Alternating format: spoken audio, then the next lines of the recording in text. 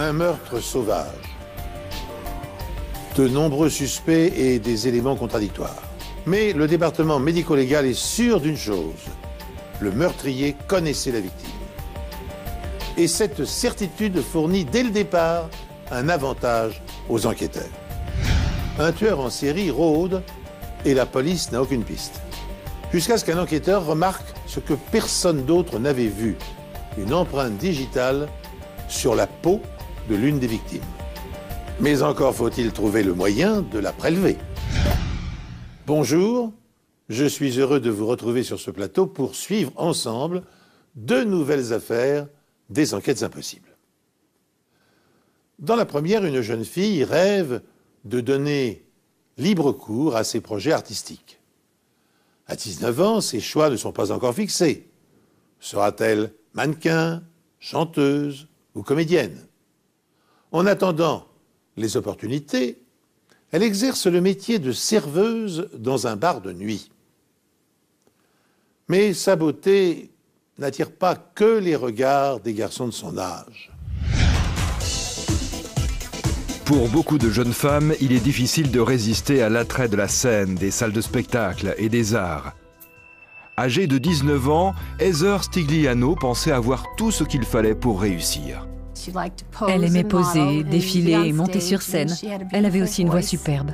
Après le lycée, Heather entend bien faire carrière, mais elle décide finalement de remettre ses rêves de gloire à l'année d'après pour faire plaisir à sa mère. Je venais tout juste de divorcer et elle m'avait promis de rester 1 an avec moi jusqu'à ce que je m'en remette, et au bout d'1 an, elle a déménagé. Elle part s'installer à Myrtle Beach, en Caroline du Sud, où elle compte quelques amis. Elle voulait entrer dans le monde du spectacle. Je sais qu'elle adorait chanter, par exemple. Pour moi, c'est l'une des raisons de son départ pour Myrtle Beach. C'était l'endroit idéal pour ça, là-bas. Heather loue un petit appartement dans cet immeuble près de la plage et se fait engager comme serveuse. Elle ne parvient cependant pas à se faire engager comme chanteuse et elle confie à sa mère qu'elle est découragée. Elle voulait que je la rejoigne. Elle avait le mal du pays et les choses ne se passaient pas aussi bien qu'elle l'avait espéré. C'est la dernière fois que Suzanne entend le son de sa voix. 1 semaine plus tard, des amis découvrent le cadavre d'Heather dans son appartement. Elle a été battue, poignardée et étranglée avec du fil électrique. Ce crime est l'un des plus violents que j'ai jamais vu en tant que procureur. Les enquêteurs trouvent des débris de plastique près du cadavre d'Heather. Il y avait des petits morceaux, des débris de plastique noir.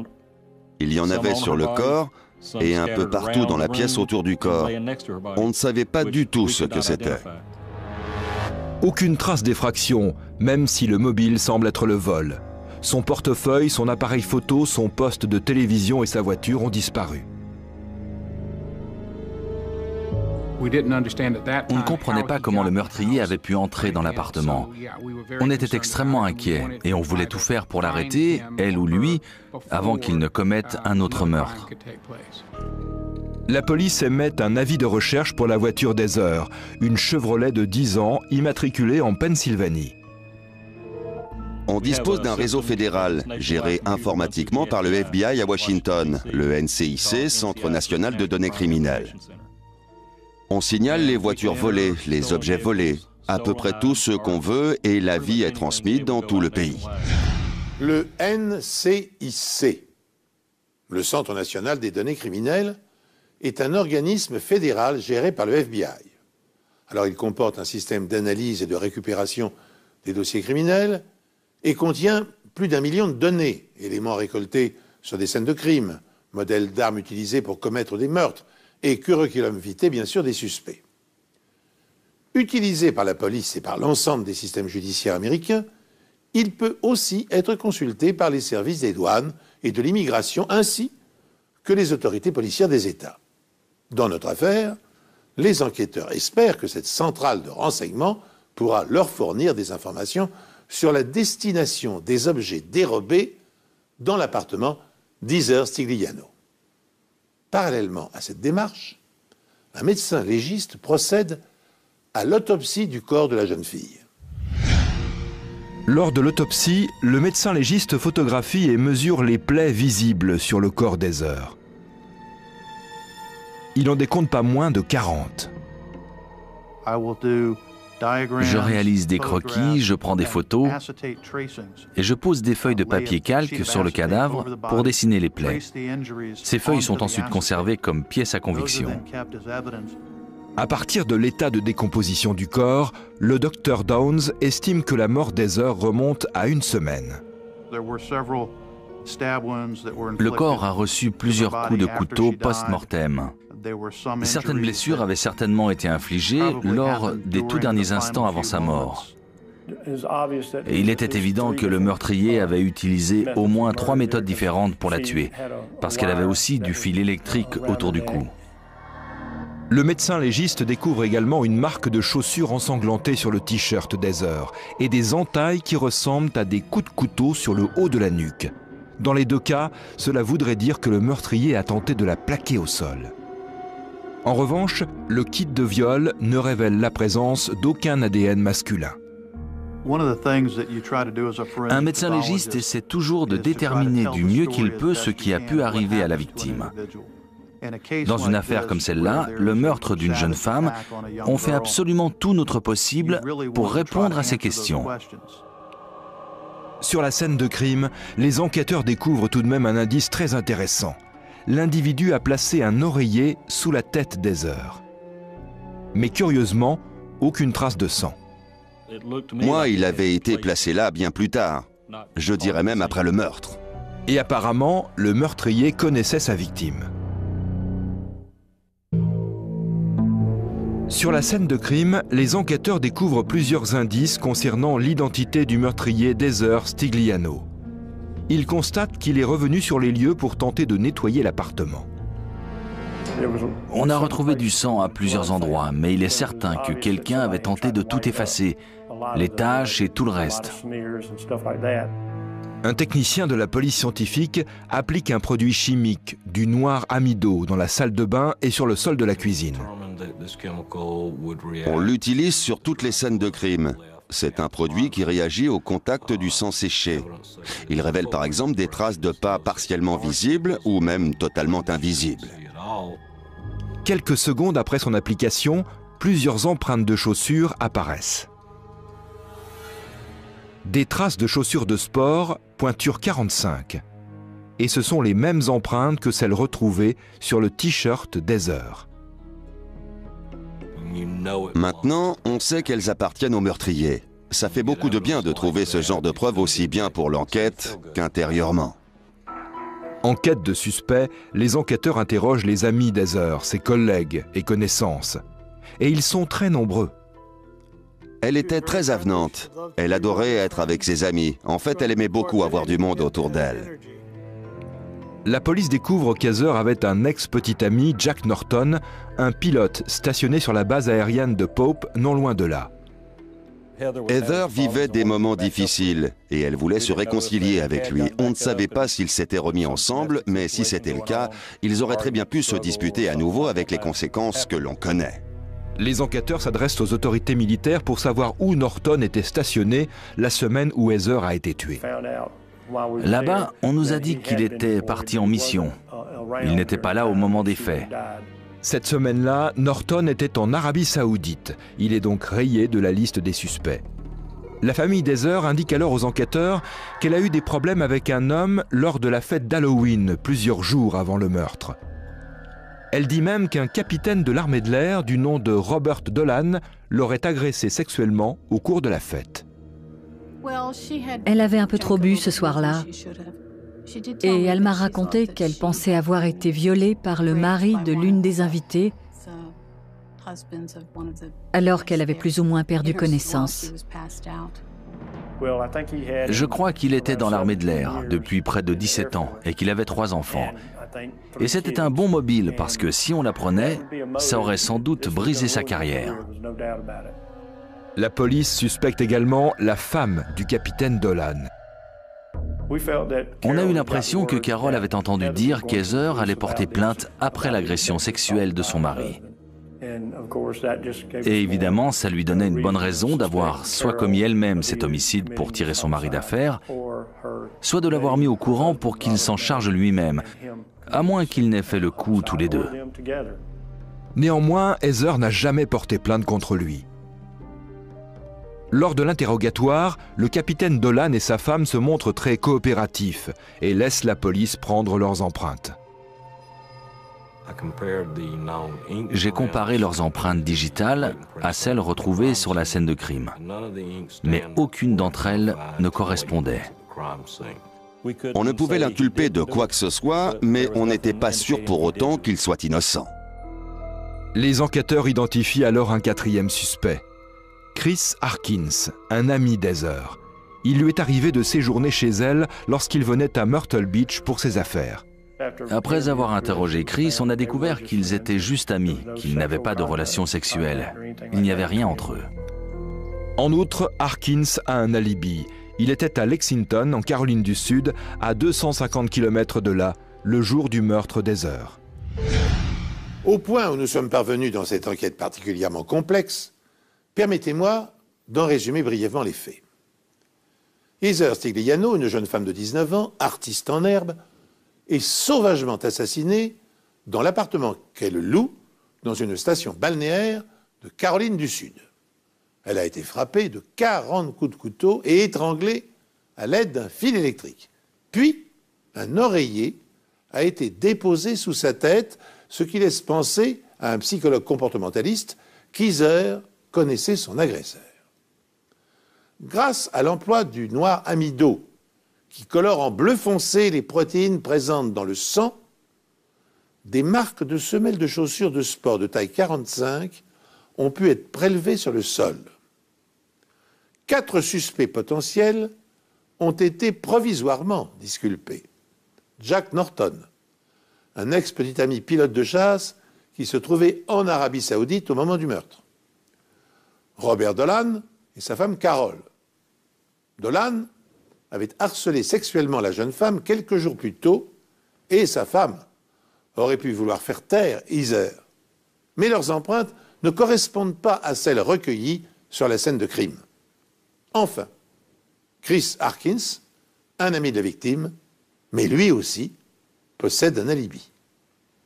Alors tandis que les policiers semblent dans l'impasse, une nouvelle information relance l'enquête.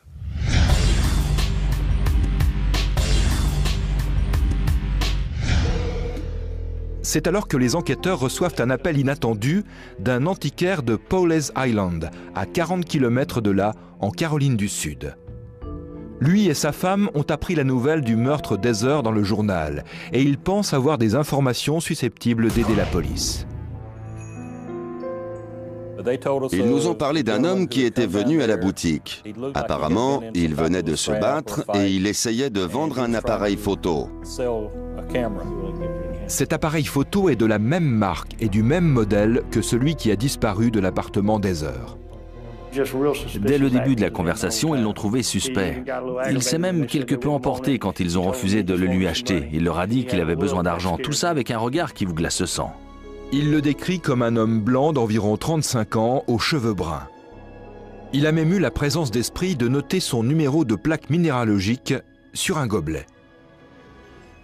Elle était enregistrée au nom d'Heather Stigliano, notre victime. Je dois avouer qu'à ce moment-là, on a exulté. C'était un suspect de première importance. On avait enfin une piste solide dans cette affaire. Un antiquaire donne à la police le signalement précis de l'homme qui roulait avec la voiture d'Heather Stigliano. À partir de ce signalement, la police dresse ce portrait robot qu'il distribue à tous les journaux de la région.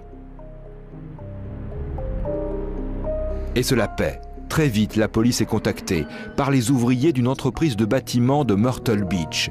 Ils savent qui se cache derrière ce portrait robot. Ils nous ont dit qu'un ouvrier du nom de James Whipple avait travaillé ici, peu avant de disparaître sans raison. Il n'avait jamais appelé, il n'avait jamais donné de nouvelles. Il était parti depuis maintenant une semaine, ce qui correspondait parfaitement à la chronologie. James Whipple a 38 ans et il a un casier judiciaire dans 4 États. Il avait déjà été condamné pour cambriolage, vol qualifié, utilisation illégale de véhicules et quelques petits larcins. Il avait même été condamné une fois ou deux pour conduite en état d'ivresse et refus d'obtempérer.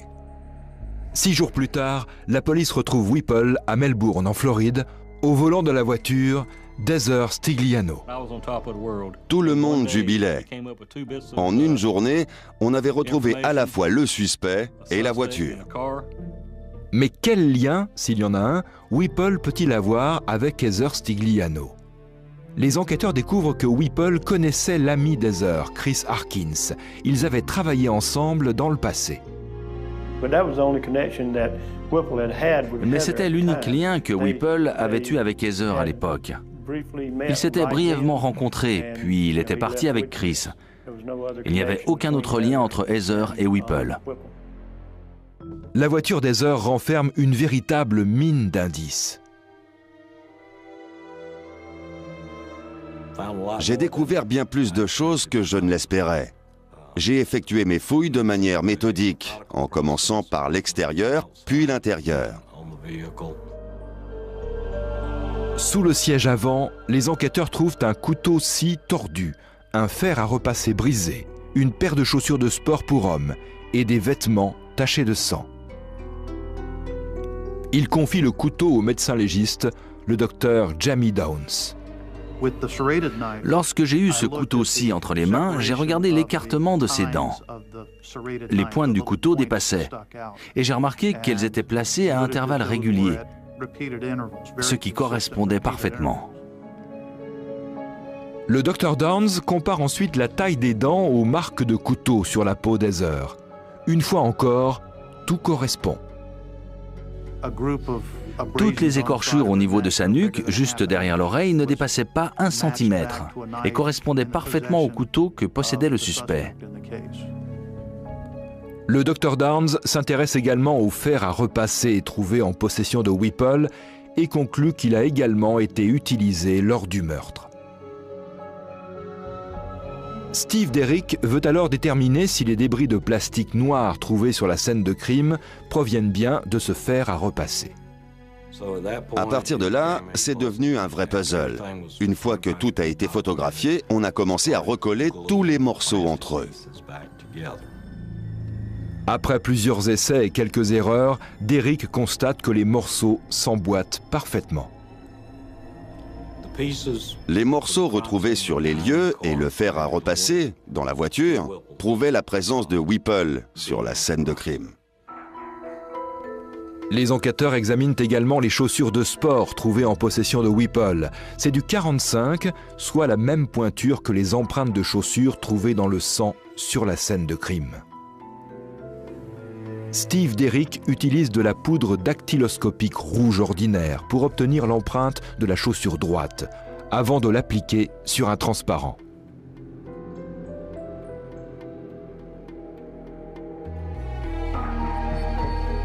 La taille et les dessins de la semelle sont identiques. Plus important encore, les caractéristiques accidentelles sont quasiment les mêmes. Il y avait plusieurs petites entailles et des zones usées sur la semelle de la chaussure qu'on retrouvait dans l'empreinte ensanglantée laissée dans la salle de bain. La chaussure droite, qui était en possession de Whipple, était bien la bonne. Cela ne faisait aucun doute. Derrick conclut également que c'est cette chaussure qui a laissé l'empreinte ensanglantée sur le t-shirt d'Heather. Le dessin de la semelle des chaussures de Whipple correspondait parfaitement à l'empreinte laissée sur le t-shirt. Et les tests prouvent que le sang sur les vêtements trouvés dans la voiture est aussi celui d'Heather. Ils sont parvenus à ce résultat en déterminant d'abord le groupe. Ce sang correspondait à son groupe sanguin. Ensuite, il contenait les mêmes enzymes que le sien. Vous conviendrez avec moi que si James Whipple, le meurtrier présumé d'Heather Stigliano, avait voulu se faire arrêter, il n'aurait pas fait autrement. Car le nombre de preuves accablantes qu'il livre à la police est une énigme. Il conduisait la voiture de la jeune fille assassinée. Il avait conservé le couteau-scie utilisé pour lui taillader le cou, ainsi que la paire de chaussures qu'il portait au moment de l'agression et dont les empreintes de semelles étaient présentes sur le sol, et le t-shirt ensanglanté de la victime. Il possédait par ailleurs le fer à repasser, dont des fragments de plastique jonchaient le sol de son appartement. Comment expliquer que le meurtrier ait pu conserver dans la voiture de la victime un nombre d'indices aussi considérable? Souhaitait-il se faire arrêter et confesser son crime afin d'alléger sa conscience? La suite de l'histoire semble confirmer cette hypothèse. Dès son tout premier interrogatoire, James Whipple avoue.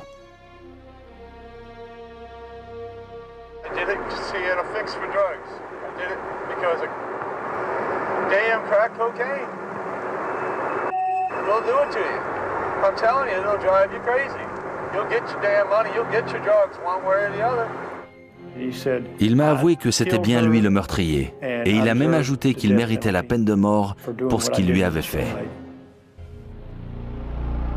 James Whipple raconte à la police que c'est son addiction au crack qui a détruit sa vie et que c'est le besoin d'argent pour acheter la drogue qui l'a poussé à commettre le crime. La famille et les amis de la victime ne pourront pas vivre normalement tant que justice n'aura pas été faite. Sa famille nous a confirmé qu'il avait de réels problèmes de drogue et qu'il n'arrivait pas à supporter l'idée d'avoir perdu sa femme, son mariage, ses enfants et tout le reste à cause de ça. Selon eux, il ne contrôlait plus rien. Whipple connaît Heather Stigliano. Il sait aussi qu'elle travaille comme serveuse et qu'elle a donc forcément de l'argent liquide chez elle. Il savait qu'elle travaillait dans un restaurant, qu'elle avait de bons pourboires quasiment tous les soirs. L'accusation est convaincue que Whipple est allé chez Heather pour une seule et unique raison, l'argent. Il demande à la jeune femme si par hasard son ami Chris est là, sans doute une ruse pour savoir si elle est seule. Heather lui répond qu'elle peut lui donner son numéro et l'invite à entrer quelques instants. Whipple, qui a pris de la drogue à ce moment-là et a un grand besoin d'argent, en profite pour se jeter sur elle. Il la frappe avec le fer à repasser, faisant au passage voler en éclats la partie en plastique. Puis il l'étrangle.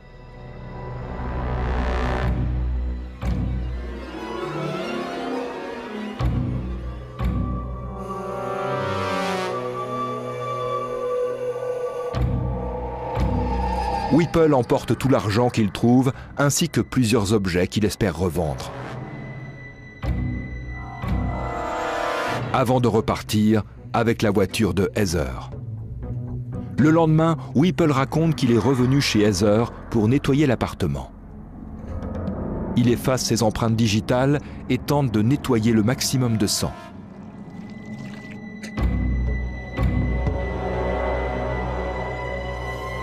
Mais il a oublié le t-shirt et les empreintes de chaussures. Avant de partir, Whipple place l'oreiller sous la tête d'Heather comme pour s'excuser de son geste. Il prend également le soin d'emporter le fer à repasser et le couteau, retrouvés par la suite en sa possession. Mais voilà, il va commettre l'erreur de tout de suite vouloir revendre l'appareil photo à un antiquaire, celui-là même qui va prévenir les autorités. On n'achète pas d'appareil photo.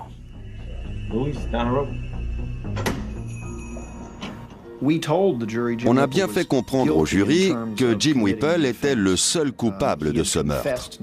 Il l'avait avoué, pas seulement aux policiers, des aveux d'ailleurs validés par le juge, car fait de son plein gré. Il avait avoué devant des journalistes. Il avait avoué devant des surveillants pénitentiaires.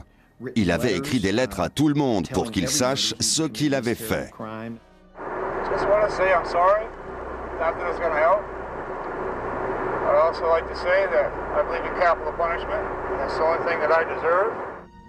Je n'ai jamais vu une personne suspectée de meurtre se confesser comme ça et réclamer la peine capitale en le répétant aussi souvent. James Whipple est reconnu coupable de meurtre avec préméditation, mais il n'est pas condamné à la peine capitale. Au lieu de cela, il est condamné à perpétuité sans possibilité de libération conditionnelle. Je crois que c'est la seconde fois au cours de ma carrière que je vois un crime aussi horrible. en termes de blessures infligées à la victime, toutes les souffrances qu'elle a dû endurer et toute la violence qu'il a déchaînée sur elle pour la tuer. Je mérite cette peine à laquelle vous m'avez condamné. Je regrette terriblement ce que j'ai fait et j'aimerais tellement qu'elle soit encore là, ou même prendre sa place, mais je ne peux pas. La police scientifique a non seulement identifié le coupable, mais elle a aussi révélé toute l'horreur de cet homicide. James Whipple souhaitait mourir. Et durant son procès, les membres du jury l'ont effectivement reconnu passible de la peine capitale. Mais le juge l'a épargné, préférant lui infliger une peine de prison à perpétuité. À l'annonce du verdict et de la sentence, Whipple a adressé un message à la mère de la victime. « J'ai honte pour tout ce que j'ai fait. Je suis désolé pour la douleur que j'ai causée à votre famille », lui a-t-il écrit avant de rejoindre le pénitencier dans lequel il a été incarcéré pour de très très longues années. Le besoin d'argent pour acheter du crack a motivé son acte abominable. La consommation de cette drogue provoque des effets et des conséquences similaires, mais plus brefs et plus violents encore que ceux de la cocaïne. Elle provoque une forte stimulation mentale, une impression de rêve, et s'achève par une dépression brutale qui appelle bien sûr une nouvelle prise. Sur le long terme, les personnes toxicodépendantes au crack sont exposées aux crises cardiaques, aux détresses respiratoires, aux accidents vasculaires cérébraux, aux crises d'épilepsie et aux troubles gastro-intestinaux. Elles sont également sujettes à des hallucinations et à des psychoses paranoïaques, voire un état suicidaire. Pour autant, vous l'aurez compris, les effets dévastateurs que provoque cette drogue ne peuvent d'aucune manière justifier les actes criminels. Si de futurs malfrats suivent cette émission, j'espère qu'ils y réfléchiront à 2 fois avant de passer à l'acte. En effet, depuis une trentaine d'années maintenant, toute une batterie de nouvelles technologies est mise au service de la police scientifique. Autopsie, recherche d'empreintes digitales et d'ADN, analyse vocale, reconstitution faciale, microscopie électronique, études balistiques et informatiques, identification des matériaux. Ces outils sophistiqués permettent aujourd'hui de voir l'invisible et de comprendre l'inimaginable, même quand les indices sont presque inexistants. Voilà sans attendre plus notre seconde enquête. Texas City, au Texas, est l'un des sites les plus importants de raffinage des États-Unis. L'industrie du pétrole demande beaucoup de main-d'œuvre. Il y a une population importante de travailleurs contractuels qui viennent ici de tout le pays pour travailler dans les raffineries. Et ça a un impact sur notre communauté, sur les services de police, à tous les niveaux, circulation, délinquance, j'en passe. Ce qui va arriver ce matin du 16 mai 2001 en est la triste illustration. Au petit matin, dans les marais du sud de la ville, des employés municipaux font une découverte macabre. Ils découvrent les corps de 2 jeunes femmes au bord d'un chemin de terre. La première victime qu'on a vue était nue, mis à part ses chaussures, ligotée et couverte de sang. La deuxième fille était pleine de sang et nue aussi. Leurs vêtements sont éparpillés tout autour d'elles. Le contenu de leur sac à main a été répandu par terre. Le médecin légiste estime qu'elles sont mortes depuis moins de 6 heures, c'est-à-dire aux alentours de minuit.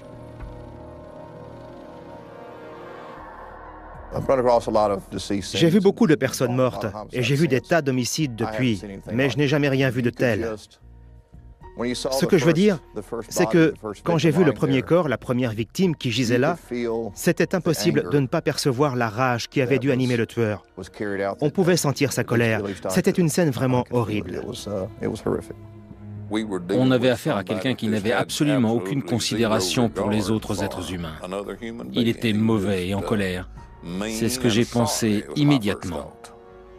Les deux jeunes femmes sont identifiées.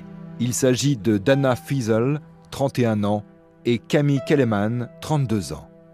La police découvre que ce sont deux prostituées.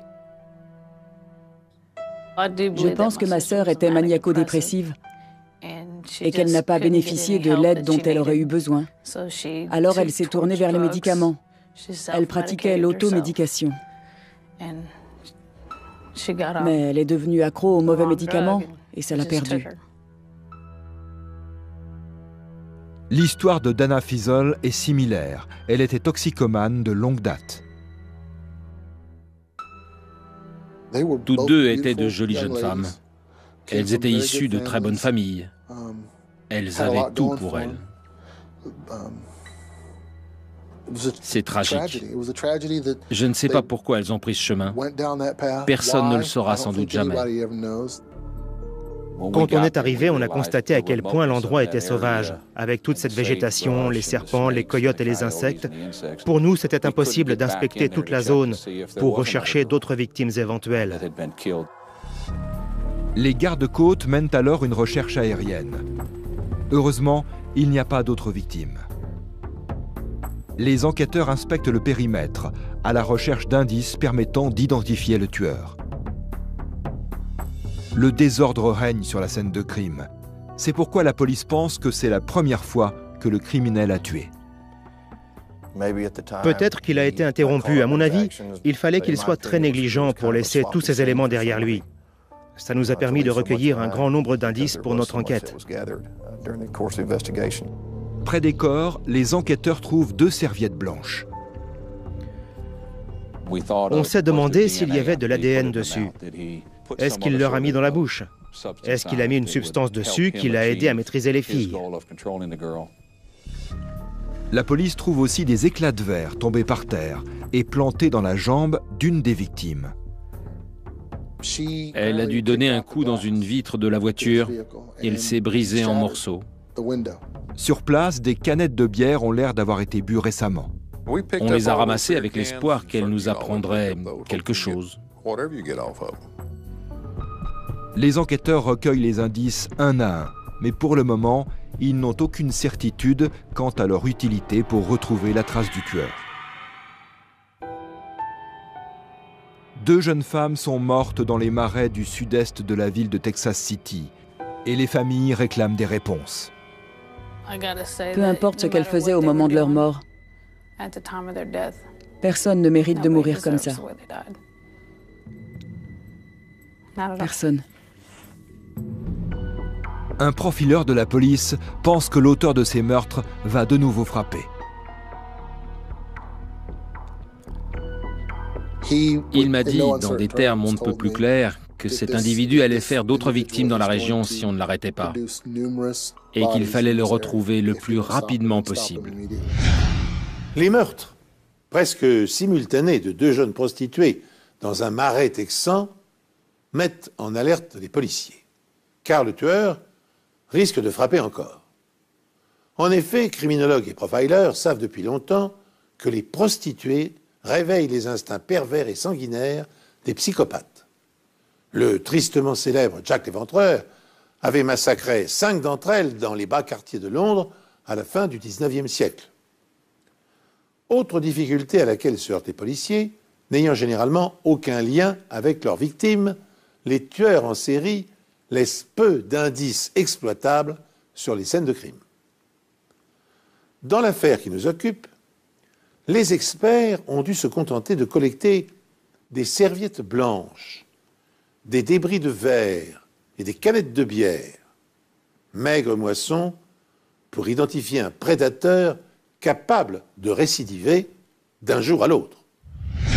Peu de temps avant que les corps ne soient conduits à la morgue, un enquêteur distingue quelque chose sur l'une des victimes. Une tache de sang sur la cuisse gauche de Camille Kelleman, et sur laquelle semble se distinguer une empreinte digitale. Chaque minute qui passe est du temps perdu pour l'enquête. Parce que les corps sont dehors. livrés aux éléments. Ils commencent à suinter et il y a des animaux qui les guettent, des insectes qui s'installent. Tout cela contribue à détériorer les corps. S'il s'agit bien d'une empreinte digitale, la prélever sera difficile. En effet, la peau est une surface poreuse et se détend facilement, deux caractéristiques qui rendent généralement impossible l'obtention d'une empreinte exploitable. Dans ce genre de cas, les chances d'avoir une empreinte utilisable sont très minces. La zone où se situe l'empreinte est aspergée d'une poudre chimique qui réagit aux protéines présentes dans le sang. La tache formée fait apparaître l'empreinte. Comme illustré dans cette simulation d'empreinte se formant sur la peau, la poudre permet de révéler les détails des sillons des empreintes contaminées par du sang. Chaque fois qu'il y a beaucoup de sang, il recouvre tous les sillons. Par conséquent, moins il y a de sang, meilleure est la qualité de l'empreinte quand vous la traitez avec de la poudre chimique. C'est pourquoi ce sont les parties contenant seulement très peu de sang qui apparaissent. L'empreinte obtenue n'est pas assez nette. Elle est donc envoyée au laboratoire du FBI à Washington, D.C. L'expert en analyse d'images, le Dr Vorder Brugge, va scanner l'image pour pouvoir travailler dessus.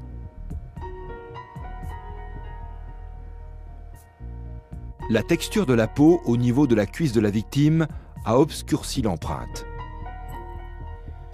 Il y avait deux reliefs différents à traiter dans ce cas-là. D'abord, il y avait le motif de l'empreinte digitale elle-même, qui est très spécifique. Ensuite, le dessin de la peau, qui est différent de l'empreinte digitale. À l'aide d'un logiciel, le docteur Brugge va d'abord devoir identifier le motif de la peau de la victime pour pouvoir ensuite en enlever le maximum possible. On procède par tâtonnement. Ce n'est pas très différent de ce que fait un archéologue lorsqu'il se sert d'un pinceau minuscule pour enlever méticuleusement la saleté, le sable ou la terre, jusqu'à révéler l'objet d'origine, plutôt que d'y aller directement au marteau et au burin. L'ordinateur va permettre de discerner les motifs répétés de l'épiderme de la victime. Ce qu'on arrive à faire, c'est de se débarrasser de ces sillons en les éclaircissant jusqu'à ce qu'ils disparaissent. Apparaît alors l'empreinte du tueur présumé. Reste aux enquêteurs à obtenir les empreintes d'un suspect pour effectuer une comparaison. Une autre trace recueillie sur la scène de crime, une empreinte de pneu, semble être un indice prometteur. La trace provient clairement du flanc d'un pneu. La qualité de l'empreinte d'un pneu dépend de la pression du pneu sur la boue, de l'humidité, du type de sol. Il y avait une chance sur 1 million que la trace de pneu soit aussi parfaite. L'empreinte est si nette que les techniciens de scène de crime peuvent lire la marque. On pouvait voir le logo tout entier, ce qui n'arrive pas souvent. La trace était en parfait état. Des moulages sont effectués. Ils sont examinés et les techniciens découvrent des marques inhabituelles sur la bande de roulement. On s'est renseigné auprès du fabricant qui nous a expliqué qu'il devait s'agir de pneus neige. Or, quiconque a déjà vécu dans la région sait qu'on n'a pas besoin de pneus neige par ici. Les enquêteurs demandent au fabricant de leur indiquer où ces pneus ont été vendus. Ces pneus ont été vendus quelque part au Colorado. Les techniques de prélèvement d'empreintes digitales ont enregistré des progrès considérables au cours de ces dernières années. Des poudres révélatrices à l'emploi de lumière forte et colorée en passant par les chambres de fumigation de colle forte, on arrive même aujourd'hui à révéler des empreintes anciennes ou exposées à l'eau. Tenez ainsi, dans l'affaire du Rainbow Warrior de Greenpeace saboté en 1985 dans le port d'Auckland par les services secrets français, les faux époux Thurange avaient pu être démasqués grâce à leurs empreintes digitales retrouvées sur le canon en caoutchouc utilisé durant l'opération.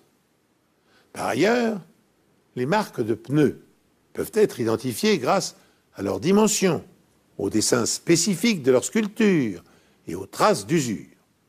Dans notre enquête, on a justement réussi à déterminer le type et l'origine des pneus de la voiture du coupable.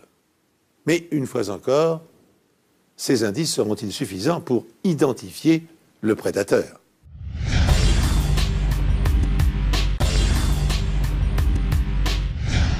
À ce moment-là, je me suis demandé comment on allait pouvoir retrouver le tueur. C'était comme chercher une aiguille dans une botte de foin. Face au meurtre de 2 prostituées, la police du Texas pense avoir affaire à un tueur en série potentiel. Pour moi, c'est un monstre. Je pense qu'on a tous pris la mesure du problème. On savait que ça se reproduirait si on tardait à l'attraper. On aurait une autre affaire de meurtre à résoudre. Les enquêteurs parlent avec des prostituées du quartier pour glaner des informations. Elles ont tout un tas d'infos sur ce qui se passe. Quand vous avez de bonnes relations avec elles, c'est incroyable la quantité de choses qu'elles peuvent vous dire. Elles savent tout ce qui se passe dans la rue. C'est ainsi qu'ils apprennent un fait capital. Une prostituée du quartier leur dit s'être fait agresser 3 jours avant les meurtres. Elle a été conduite jusqu'au même endroit et traitée de la même façon que les autres filles ont été traitées, d'après ce que l'on suppose. Elle déclare que l'homme a essayé de lui attacher les mains dans le dos avec du ruban adhésif à usage médical et de la bâillonner avec une serviette blanche. Par chance, elle a réussi à s'échapper. Heureusement, elle a réussi à se détacher et à se libérer. Elle avait envie de vivre et son instinct de survie a pris le dessus. Elle est parvenue à courir le long de ce chemin terrifiant et désert, et ça en pleine nuit pour atteindre l'autoroute. Elle a fourni une partie de la plaque d'immatriculation, C41. 3 sur 6, c'est pas mal pour ouvrir l'œil et faire des recherches. Bonne surprise pour les enquêteurs, elle a conservé la serviette utilisée par son agresseur pour la bâillonner. Il provient du même fabricant et présente la même densité de fil que celle retrouvée sur la scène de crime. Elle a fait tout ce qu'il fallait. Elle a cette débrouillardise qui vient de la rue. Elle fait ça depuis de nombreuses années et je pense qu'elle a déjà connu ce genre d'expérience. Une situation où elle n'a pu compter que sur elle-même pour rester en vie. La police quadrille la zone, à la recherche d'un homme et d'une voiture correspondant au signalement. Le fichier des immatriculations fournit une longue liste de véhicules à vérifier. On a interpellé plusieurs hommes de type hispanique conduisant une petite voiture blanche. Et on les a conduits au poste. On a prélevé leur ADN, on a pris des photos de leurs pneus, on a étudié la moindre piste. 3 jours plus tard, l'enquêteur Paul Edinburgh se rend au poste de police quand il croise un véhicule suspect qui se dirige vers la sortie de la ville. J'ai regardé vers la droite et il y avait une petite voiture blanche à 4 portes. Ça a attiré mon attention et j'ai vu que le numéro de la plaque commençait par C41. Je crois que là, mon cœur s'est arrêté. Edinburgh oblige le véhicule à se garer sur le bas-côté. Le conducteur est José Castillon, 30 ans, employé d'une maison de retraite. J'ai vu son avant-bras avec le tatouage du poignard et l'espace de 2 ou 3 secondes, je suis resté sidéré. Parce qu'à ce moment-là, je me suis rendu compte que cet homme était celui que tout le monde recherchait. Fait intéressant, le beau-père de Castillon était un agent de police du Texas. L'unique démêlé de Castillon avec la justice concerne une condamnation pour un délit mineur pour lequel il n'a pas fait de prison. Interrogé, Castillon nie être impliqué dans les 2 meurtres. Il est arrivé récemment au Texas. Il est originaire du Colorado où il a acheté des pneus neige de la même marque que celle qui a été identifiée sur la scène de crime. Il y avait une très grande ressemblance entre les empreintes de pneus laissées par le véhicule de l'accusé et les moulages faits sur la scène de crime, tant au niveau des motifs que des dimensions, que du logo lui-même. Les enquêteurs remarquent que la lunette arrière de la voiture de Castillon est cassée. Les éclats de la vitre sont comparés à ceux retrouvés sur l'une des victimes.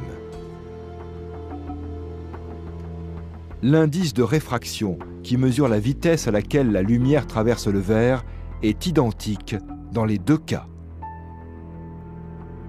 Enfin, les enquêteurs comparent les empreintes digitales de Castillon à l'empreinte ensanglantée retrouvée sur la cuisse de l'une des victimes. Elle correspond à celle du majeur de sa main droite.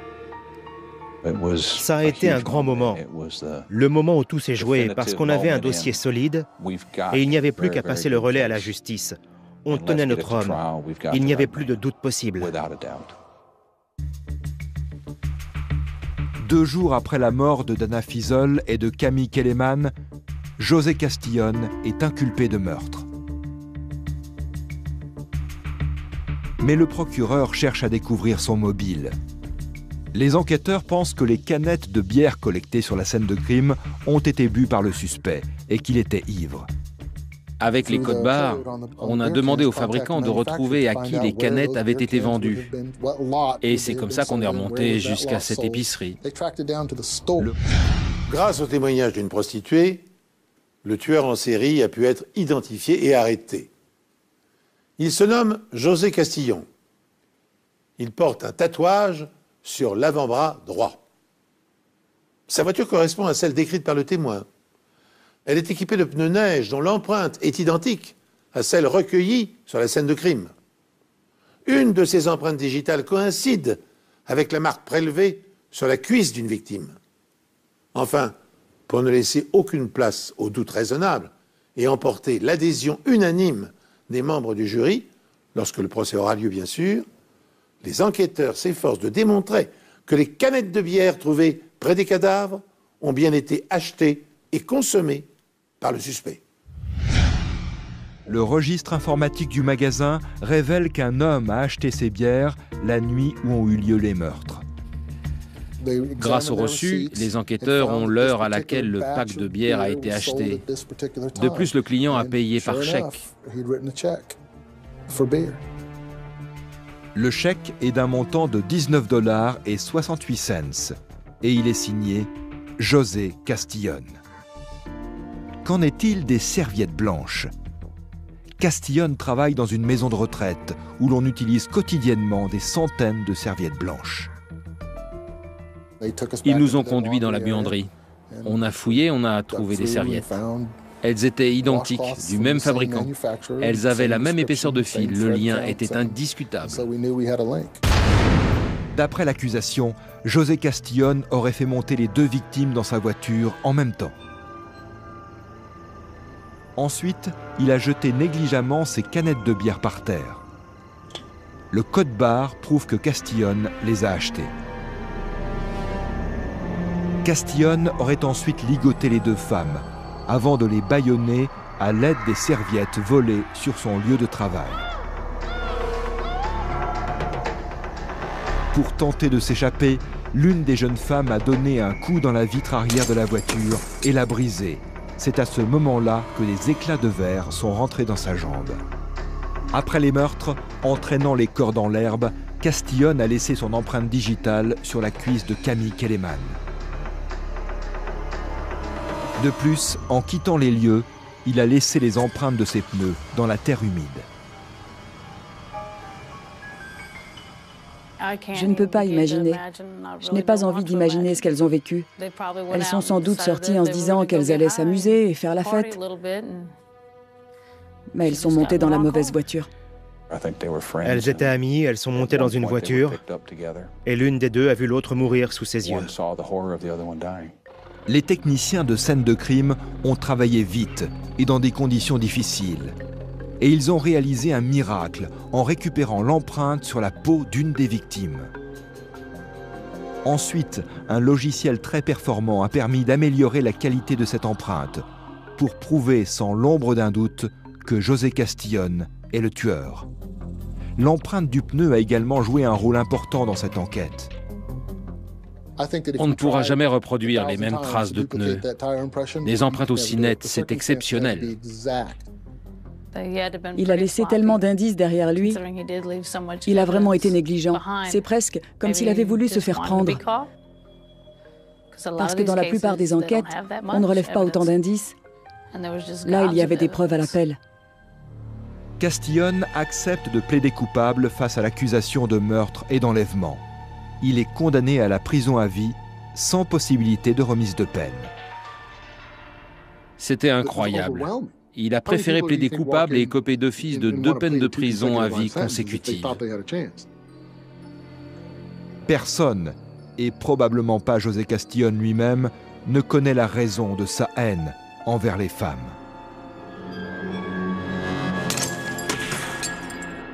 Je ne peux m'appuyer que sur ce que le psychiatre nous a expliqué lorsqu'on l'a rencontré. Ça aurait commencé par un besoin de contrôle, de domination, une haine envers les femmes. Et il a dit que ça se manifestait d'abord par des actes de violence mineure, mais que ça se transformait peu à peu en quelque chose de plus brutal. Et puisqu'il avait franchi un pas et tué, ça ne pouvait aller qu'en empirant. La nature de ces crimes indique qu'il aurait pu devenir un tueur en série. Mais l'excellent travail des techniciens de scène de crime et la technologie qui a contribué à obtenir l'empreinte ont fourni toutes les preuves nécessaires pour l'empêcher de faire d'autres victimes. Le fait qu'une nouvelle technique ait été utilisée pour rendre l'empreinte digitale exploitable et recevable devant la Cour, ça a été capital dans cette affaire. Ce qu'il y a de formidable dans cette technologie, et dans cette affaire en particulier, c'est qu'elle a fait d'un indice a priori inutilisable un élément de preuve majeur pour le procureur. Si vous avez une empreinte digitale qui est acceptée devant tous les cours du pays comme un élément de preuve probante, et si vous avez le corps d'une femme sur lequel se trouve l'empreinte digitale d'un individu, une empreinte sur sa peau, une empreinte pleine de sang, à quelle autre conclusion peut-on arriver si ce n'est que cet homme se trouvait bien là? Il a manipulé le corps à un moment donné et il y avait du sang dessus. Les femmes prostituées sont souvent les cibles des tueurs en série car elles alimentent leurs fantasmes pervers. Elles incarnent symboliquement la mère mal aimante et souvent violente qui a perturbé leur enfance. En les dégradant, en détruisant leur visage et leur corps, les psychopathes exercent leur vengeance et tentent de détruire du même coup les monstres qui gouvernent leur esprit. Ainsi en fut-il de William Lester Stuff, un homme apparemment au-dessus de tout soupçon qui, entre 1986 et 1991, viola, tortura et assassina une vingtaine de prostituées. Pour accomplir sa macabre besogne, Stuff avait aménagé son van en salle de torture. Tout comme José Castillon, il fut arrêté lors d'un banal contrôle routier. Bien qu'il n'ait avoué aucun de ses crimes, il fut reconnu coupable grâce aux preuves matérielles et condamné à la peine capitale. Il croupit depuis 20 ans dans le couloir de la mort. Mais le plus terrifiant, n'est-il pas que dans leur immense majorité, les tueurs en série sont apparemment équilibrés et sains d'esprit? Ce qui appelle une seconde question. Comment un individu peut-il s'avérer dénué de toute humanité sous des apparences normales? Eh bien, c'est sur cette question que s'achève cette émission. Merci de l'avoir suivi en ma compagnie. Je vous donne rendez-vous très prochainement sur cette antenne pour un nouvel épisode des Enquêtes Impossibles.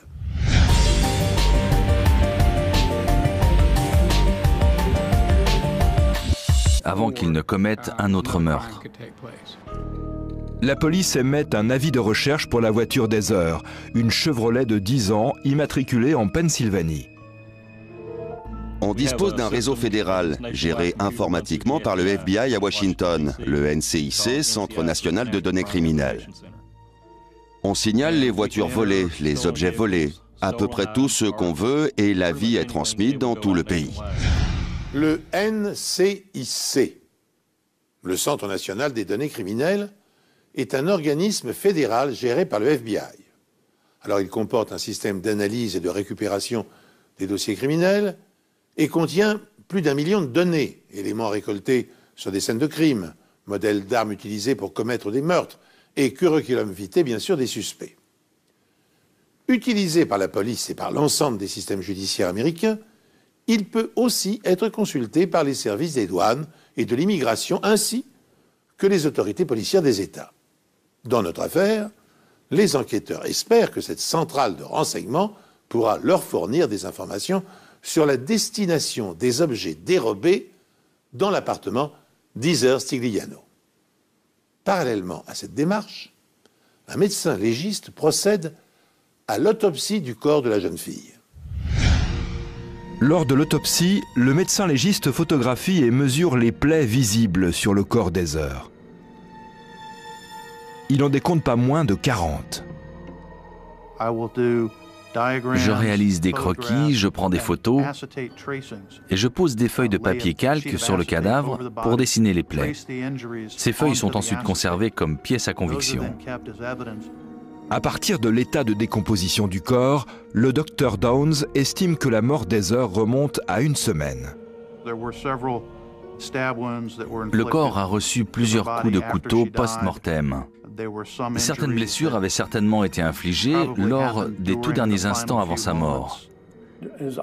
Et il était évident que le meurtrier avait utilisé au moins 3 méthodes différentes pour la tuer, parce qu'elle avait aussi du fil électrique autour du cou. Le médecin légiste découvre également une marque de chaussures ensanglantées sur le t-shirt d'Heather et des entailles qui ressemblent à des coups de couteau sur le haut de la nuque. Dans les deux cas, cela voudrait dire que le meurtrier a tenté de la plaquer au sol. En revanche, le kit de viol ne révèle la présence d'aucun ADN masculin. Un médecin légiste essaie toujours de déterminer du mieux qu'il peut ce qui a pu arriver à la victime. Dans une affaire comme celle-là, le meurtre d'une jeune femme, on fait absolument tout notre possible pour répondre à ces questions. Sur la scène de crime, les enquêteurs découvrent tout de même... Il a laissé tellement d'indices derrière lui. Il a vraiment été négligent. C'est presque comme s'il avait voulu se faire prendre. Parce que dans la plupart des enquêtes, on ne relève pas autant d'indices. Là, il y avait des preuves à l'appel. Castillon accepte de plaider coupable face à l'accusation de meurtre et d'enlèvement. Il est condamné à la prison à vie, sans possibilité de remise de peine. C'était incroyable. Il a préféré plaider coupable et écoper d'office de 2 peines de prison à vie consécutives. Personne, et probablement pas José Castillon lui-même, ne connaît la raison de sa haine envers les femmes.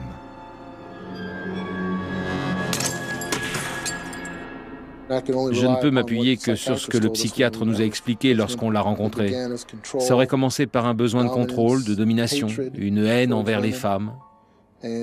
Et il a dit que ça se manifestait d'abord par des actes de violence mineure, mais que ça se transformait peu à peu en quelque chose de plus brutal. Et puisqu'il avait franchi un pas et tué, ça ne pouvait aller qu'en empirant. La nature de ces crimes indique qu'il aurait pu devenir un tueur en série. Mais l'excellent travail des techniciens de scène de crime et la technologie qui a contribué à obtenir l'empreinte ont fourni toutes les preuves nécessaires pour l'empêcher de faire d'autres victimes. Le fait qu'une nouvelle technique ait été utilisée pour rendre l'empreinte digitale exploitable et recevable devant la Cour, ça a été capital dans cette affaire. Ce qu'il y a de formidable dans cette technologie, et dans cette affaire en particulier, c'est qu'elle a fait d'un indice a priori inutilisable un élément de preuve majeur pour le procureur. Si vous avez une empreinte digitale qui est acceptée devant tous les cours du pays comme un élément de preuve probante, et si vous avez le corps d'une femme sur lequel se trouve l'empreinte digitale d'un individu, une empreinte sur sa peau, une empreinte pleine de sang, à quelle autre conclusion peut-on arriver si ce n'est que cet homme se trouvait bien là? Il a manipulé le corps à un moment donné et il y avait du sang dessus. Les femmes prostituées sont souvent les cibles des tueurs en série car elles alimentent leurs fantasmes pervers. Elles incarnent symboliquement la mère mal aimante et souvent violente qui a perturbé leur enfance. En les dégradant, en détruisant leur visage et leur corps, les psychopathes exercent leur vengeance et tentent de détruire du même coup les monstres qui gouvernent leur esprit. Ainsi en fut-il de William Lester Stuff, un homme apparemment au-dessus de tout soupçon qui... Chaussure qui a laissé l'empreinte ensanglantée sur le t-shirt d'Heather. Le dessin de la semelle des chaussures de Whipple correspondait parfaitement à l'empreinte laissée sur le t-shirt. Et les tests prouvent que le sang sur les vêtements trouvés dans la voiture est aussi celui d'Heather. Ils sont parvenus à ce résultat en déterminant d'abord le groupe. Ce sang correspondait à son groupe sanguin. Ensuite, il contenait les mêmes enzymes que le sien. Vous conviendrez avec moi que si James Whipple, le meurtrier présumé d'Heather Stigliano, avait voulu se faire arrêter, il n'aurait pas fait autrement. Car le nombre de preuves accablantes qu'il livre à la police est une énigme. Il conduisait la voiture de la jeune fille assassinée. Il avait conservé le couteau-scie utilisé pour lui taillader le cou, ainsi que la paire de chaussures qu'il portait au moment de l'agression et dont les empreintes de semelles étaient présentes sur le sol, et le t-shirt ensanglanté de la victime.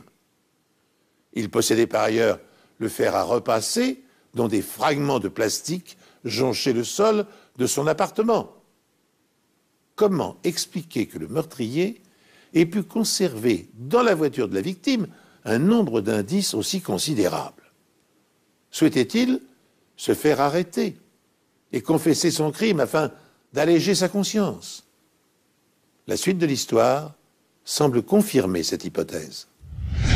Dès son tout premier interrogatoire, James Whipple avoue.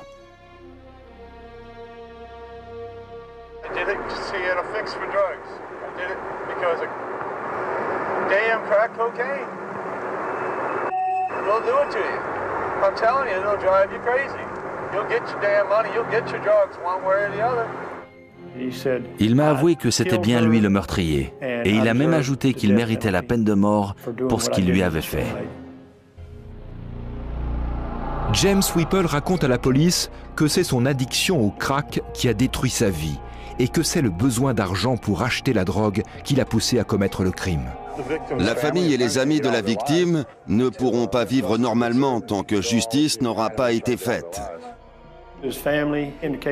Sa famille nous a confirmé qu'il avait de réels problèmes de drogue et qu'il n'arrivait pas à supporter l'idée d'avoir perdu sa femme, son mariage, ses enfants et tout le reste à cause de ça. Selon eux, il ne contrôlait plus rien. Whipple connaît Heather Stigliano. Il sait aussi qu'elle travaille comme serveuse et qu'elle a donc forcément de l'argent liquide chez elle. Il savait qu'elle travaillait dans un restaurant, qu'elle avait de bons pourboires quasiment tous les soirs. 1985, dans le port d'Auckland, par les services secrets français, les faux époux Thurange avaient pu être démasqués grâce à leurs empreintes digitales retrouvées sur le canot en caoutchouc utilisé durant l'opération. Par ailleurs, les marques de pneus peuvent être identifiées grâce à leurs dimensions, aux dessins spécifiques de leur sculpture et aux traces d'usure. Dans notre enquête, on a justement réussi à déterminer le type et l'origine des pneus de la voiture du coupable. Mais une fois encore, ces indices seront-ils suffisants pour identifier le prédateur ?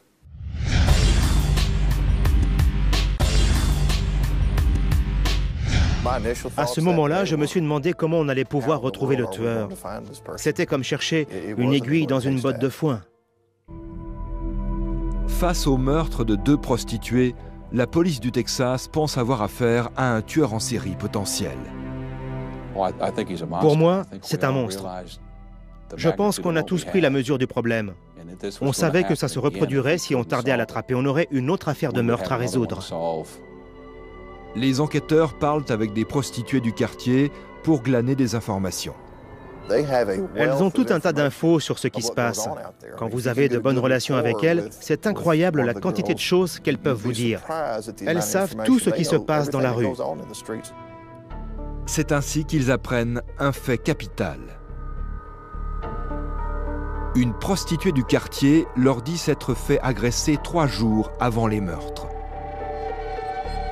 Elle a été conduite jusqu'au même endroit et traitée de la même façon que les autres filles ont été traitées, d'après ce que l'on suppose. Elle déclare que l'homme a essayé de lui attacher les mains dans le dos avec du ruban adhésif à usage médical et de la bâillonner avec une serviette blanche. Par chance, elle a réussi à s'échapper. Heureusement, elle a réussi à se détacher et à se libérer. Elle avait envie de vivre et son instinct de survie a pris le dessus. Elle est parvenue à courir le long de ce chemin terrifiant et désert, et ça en pleine nuit pour atteindre l'autoroute. Elle a fourni une partie de la plaque d'immatriculation, C41. 3 sur 6, c'est pas mal pour ouvrir l'œil et faire des recherches. Bonne surprise pour les enquêteurs, elle a conservé la serviette utilisée par son agresseur pour la bâillonner. Il provient du même fabricant et présente la même densité de fil que celle retrouvée sur la scène de crime. Elle a fait tout ce qu'il fallait. Elle a cette débrouillardise qui vient de la rue. Elle fait ça depuis de nombreuses années et je pense qu'elle a déjà connu ce genre d'expérience. Une situation où elle n'a pu compter que sur elle-même pour rester en vie. C'est pourquoi ce sont les parties contenant seulement très peu de sang qui apparaissent. L'empreinte obtenue n'est pas assez nette. Elle est donc envoyée au laboratoire du FBI à Washington, D.C. L'expert en analyse d'images, le Dr Vorder Brugge, va scanner l'image pour pouvoir travailler dessus.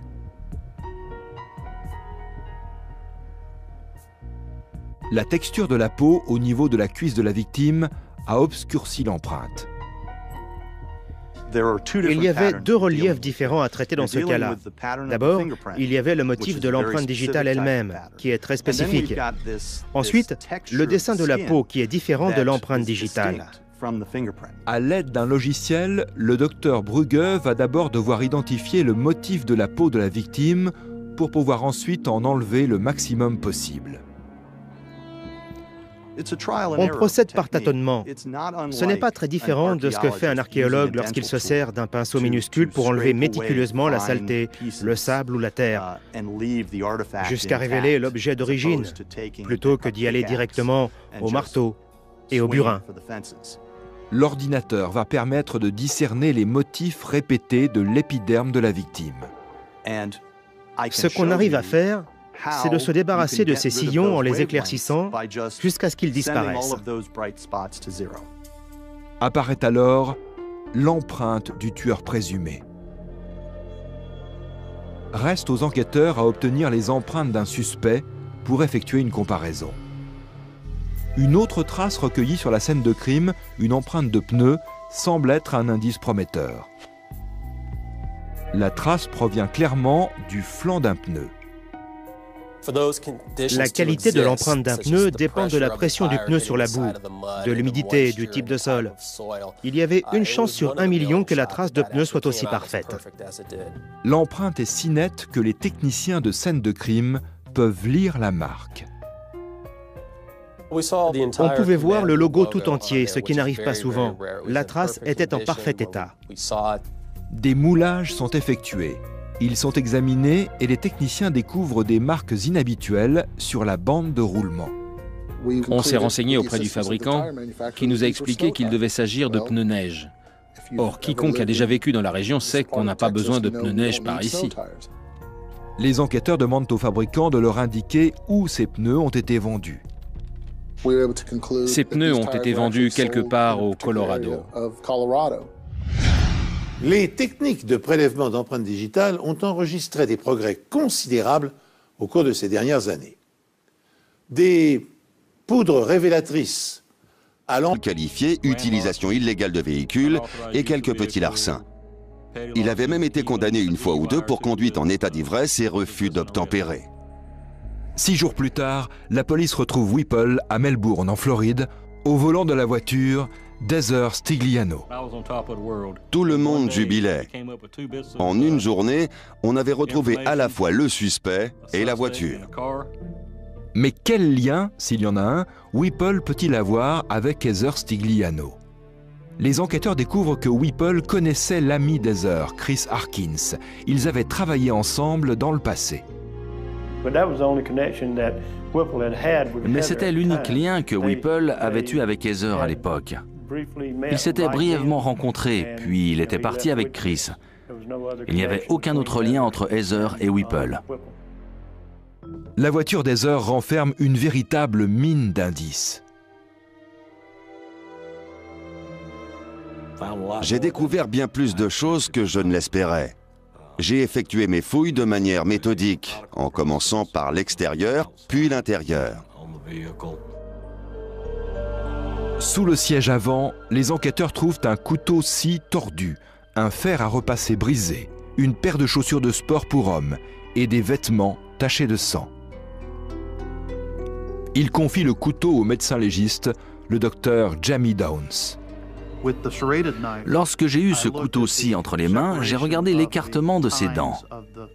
Les pointes du couteau dépassaient, et j'ai remarqué qu'elles étaient placées à intervalles réguliers, ce qui correspondait parfaitement.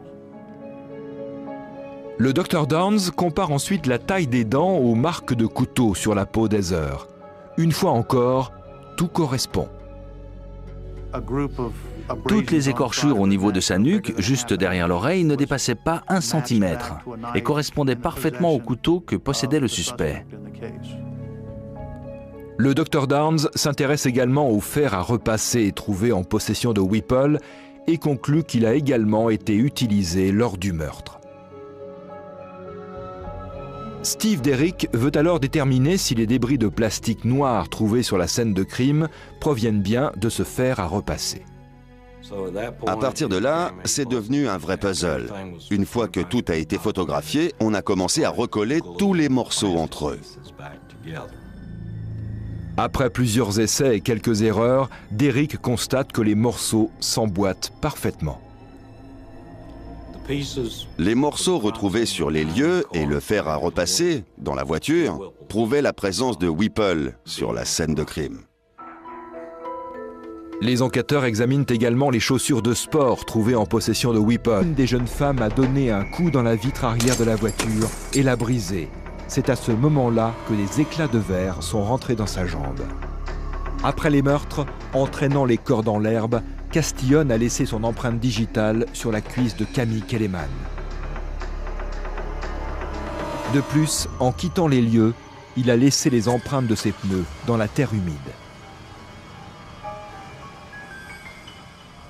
Je ne peux pas imaginer. Je n'ai pas envie d'imaginer ce qu'elles ont vécu. Elles sont sans doute sorties en se disant qu'elles allaient s'amuser et faire la fête. Mais elles sont montées dans la mauvaise voiture. Elles étaient amies, elles sont montées dans une voiture, et l'une des deux a vu l'autre mourir sous ses yeux. Les techniciens de scène de crime ont travaillé vite et dans des conditions difficiles. Et ils ont réalisé un miracle en récupérant l'empreinte sur la peau d'une des victimes. Ensuite, un logiciel très performant a permis d'améliorer la qualité de cette empreinte pour prouver sans l'ombre d'un doute que José Castillon est le tueur. L'empreinte du pneu a également joué un rôle important dans cette enquête. On ne pourra jamais reproduire les mêmes traces de pneus. Des empreintes aussi nettes, c'est exceptionnel. Il a laissé tellement d'indices derrière lui. Il a vraiment été négligent. C'est presque comme s'il avait voulu se faire prendre. Parce que dans la plupart des enquêtes, on ne relève pas autant d'indices. Là, il y avait des preuves à l'appel. Castillon accepte de plaider coupable face à l'accusation de meurtre et d'enlèvement. Il est condamné à la prison à vie, sans possibilité de remise de peine. C'était incroyable. Il a préféré plaider coupable et écoper d'office de 2 peines de prison à vie consécutives. Personne, et probablement pas José Castillon lui-même, ne connaît la raison de sa haine envers les femmes.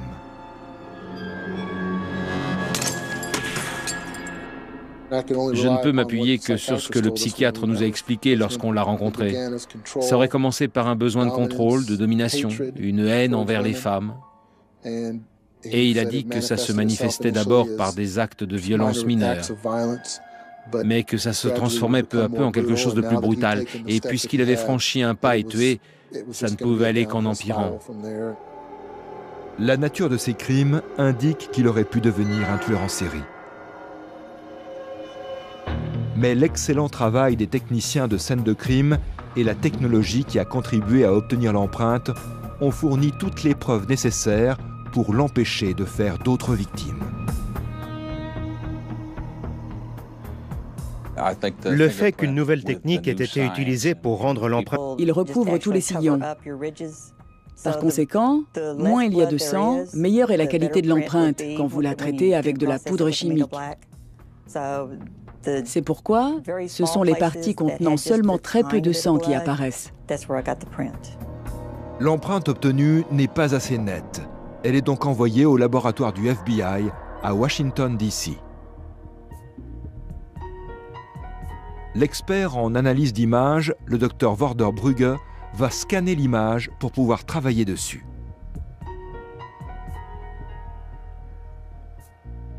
La texture de la peau au niveau de la cuisse de la victime a obscurci l'empreinte. Il y avait deux reliefs différents à traiter dans ce cas-là.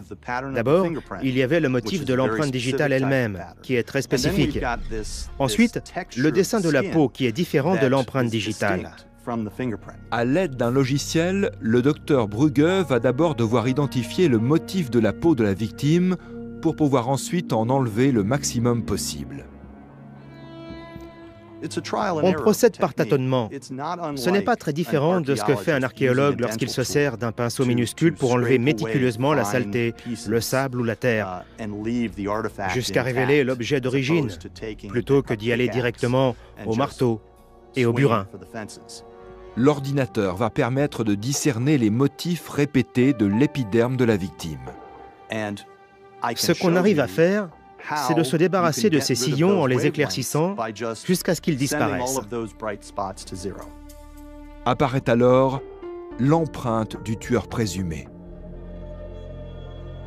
Reste aux enquêteurs à obtenir les empreintes d'un suspect pour effectuer une comparaison. Une autre trace recueillie sur la scène de crime, une empreinte de pneu, semble être un indice prometteur. La trace provient clairement du flanc d'un pneu. La qualité de l'empreinte d'un pneu dépend de la pression du pneu sur la boue, de l'humidité, du type de sol. Il y avait une chance sur 1 million que la trace de pneu soit aussi parfaite. L'empreinte est si nette que les techniciens de scène de crime peuvent lire la marque. On pouvait voir le logo tout entier, ce qui n'arrive pas souvent. La trace était en parfait état. Des moulages sont effectués. Ils sont examinés et les techniciens découvrent des marques inhabituelles sur la bande de roulement. On s'est renseigné auprès du fabricant qui nous a expliqué qu'il devait s'agir de pneus neige. Or, quiconque a déjà vécu dans la région sait qu'on n'a pas besoin de pneus neige par ici. Les enquêteurs demandent au fabricant de leur indiquer où ces pneus ont été vendus. Ces pneus ont été vendus quelque part au Colorado.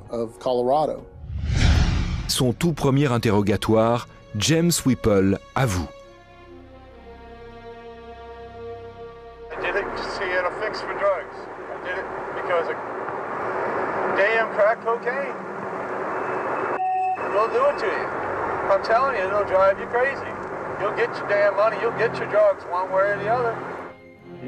Il m'a avoué que c'était bien lui le meurtrier, et il a même ajouté qu'il méritait la peine de mort pour ce qu'il lui avait fait.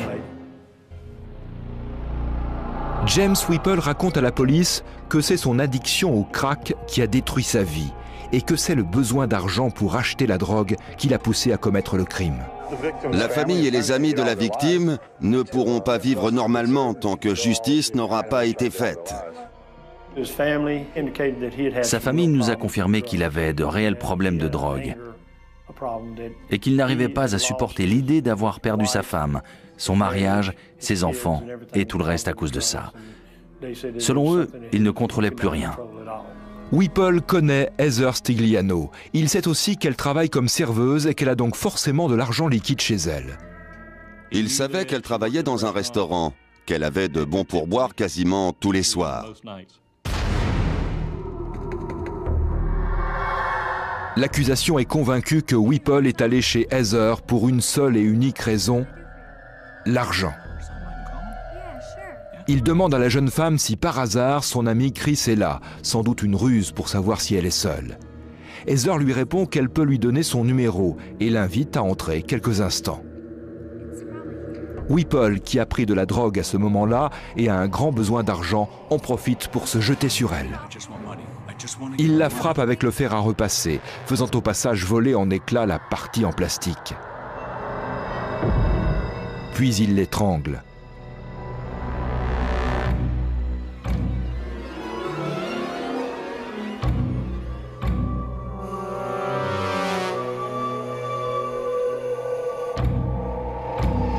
Whipple emporte tout l'argent qu'il trouve, ainsi que plusieurs objets qu'il espère revendre. Avant de repartir avec la voiture de Heather. Le lendemain, Whipple raconte qu'il est revenu chez Heather pour nettoyer l'appartement. Il efface ses empreintes digitales et tente de nettoyer le maximum de sang.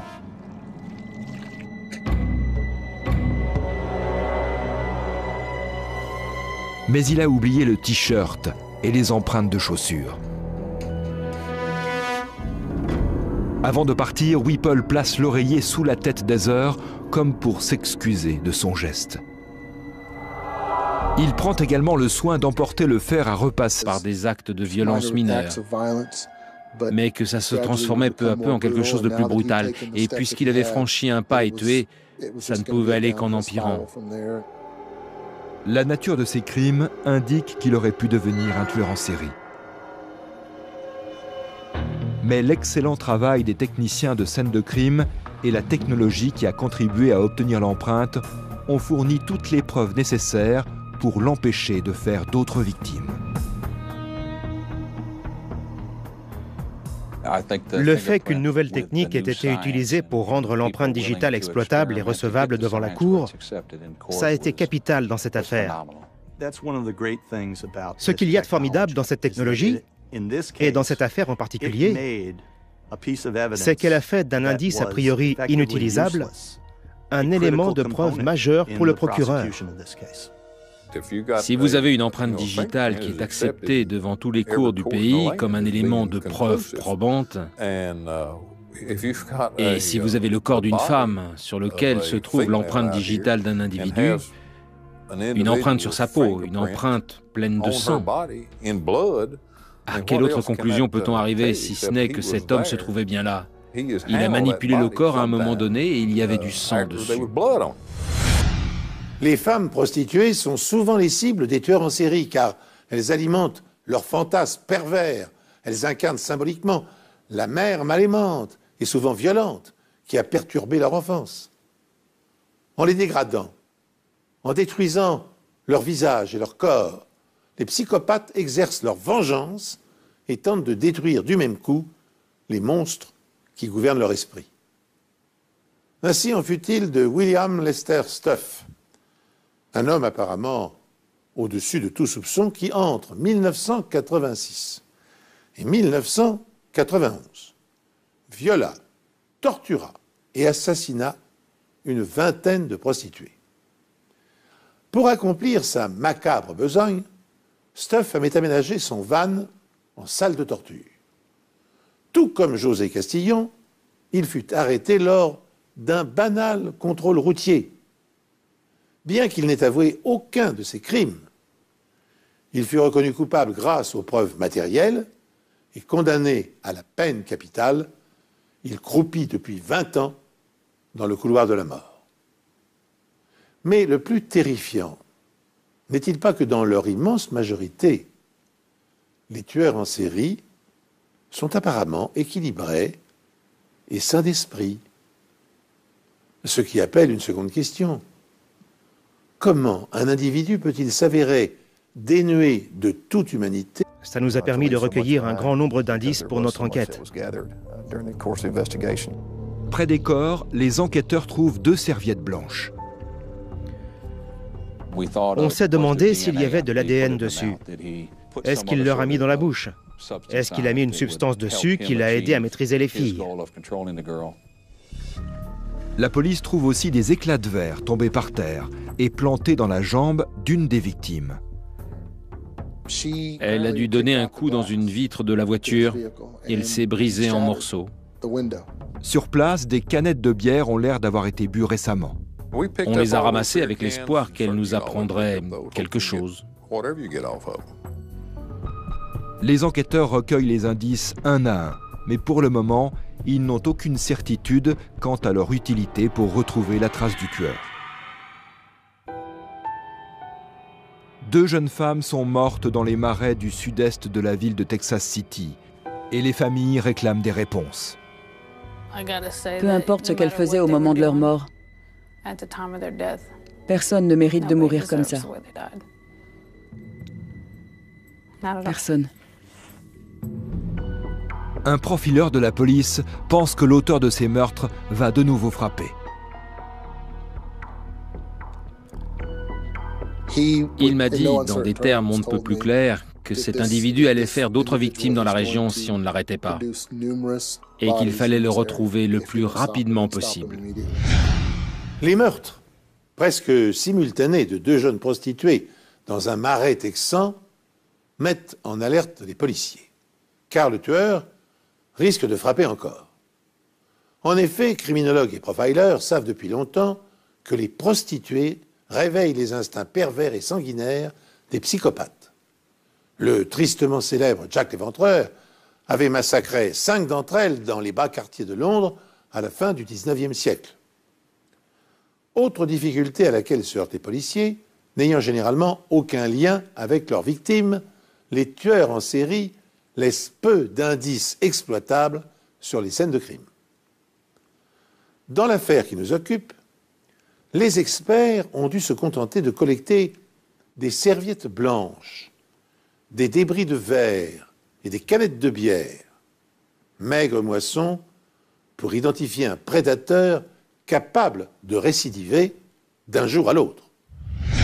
Peu de temps avant que les corps ne soient conduits à la morgue, un enquêteur distingue quelque chose sur l'une des victimes. Une tache de sang sur la cuisse gauche de Camille Kelleman, et sur laquelle semble se distinguer une empreinte digitale. Chaque minute qui passe est du temps perdu pour l'enquête. Possède un alibi. Alors tandis que les policiers semblent dans l'impasse, une nouvelle information relance l'enquête.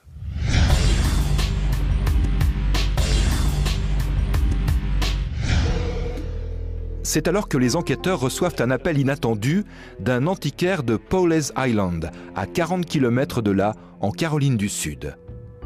Lui et sa femme ont appris la nouvelle du meurtre d'Heather dans le journal, et ils pensent avoir des informations susceptibles d'aider la police.